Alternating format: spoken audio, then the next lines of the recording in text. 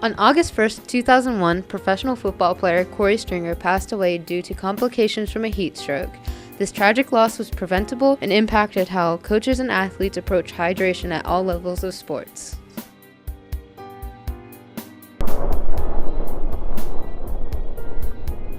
Dehydration in and of itself is the loss of free water from the body system. It occurs in the summer months when the weather is hot. So the first thing you need to look at is the weather. You have to know what the weather's going to be like. Back in the day, it was tough. I mean, to get a water break, you was happy, you know. Now it's been a complete transformation. Back then, you know, it was, you had that old coach type mentality where you didn't get water until basically it was a scheduled break where they felt that you were deserving of it.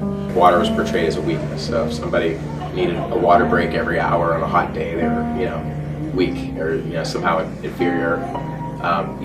We've gone away from that completely. Probably the most important of all instructions given to players is hydration. We are constantly telling our kids and preaching hydration.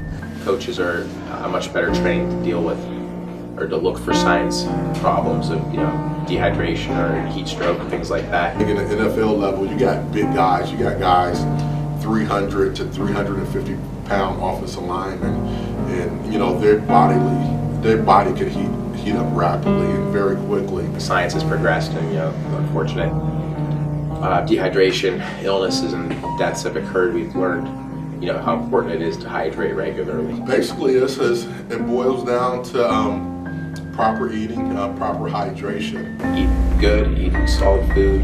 Gatorade also has electrolytes, so if you're a Gatorade person. Like the saying, if you're drinking water when you're thirsty, it's already too late. So you got to start preparing days before. That's why there's standards now, which are regulated in athletic activities, especially high school football and things that take place during the hottest months of the year, where water has to be given at a certain interval. And do some research. Look at what's best for your body. Do I need to eat more vegetables? Can I be drinking coffee? And that's tons of coffee before I go out and play or practice.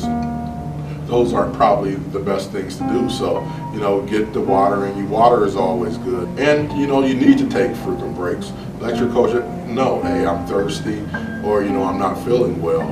And just seek out the proper attention. Don't try to be a hero because your teammates might think, oh man, he had to stop because he got a little overheated.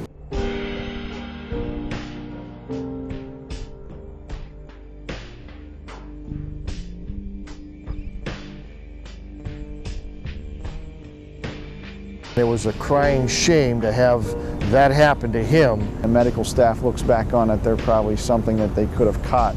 And you wonder why that happened when he entered that heat exhaustion stage in the professional realm of football. You wouldn't think that would happen in the pros. Probably one of the toughest weeks, couple weeks of my life. What was not known was that he was actually in real mortal peril. Korey ended up getting so sick that he had to be taken to the hospital. The offensive line coach, Mike Tice, gives me a call, and he just informs me that Korey is in pretty bad shape. His organs had broken down to the point where there was no coming back. His temperature, was extremely high. They couldn't bring those temperatures down. So even if he had survived, he would have been a different person. His football career would have been over, and that would have been the least of his concerns. The offensive line coach was like, he's gone. And I was I was shocked. My aunt and my cousin came and knocked on my door to tell me that he had passed away. It was tough. To do something, to basically die doing something you love, I think it's terrible. I think everybody became a lot more conscientious about hydration safety. I don't think it only changed the NFL, it changed college sports, little league sports. You think about those things, so it makes you put into perspective the good things and the bad things that you have in your life, and pretty much never take anyone for granted. Your family has this loss, this sacrifice, and you want it to be for something.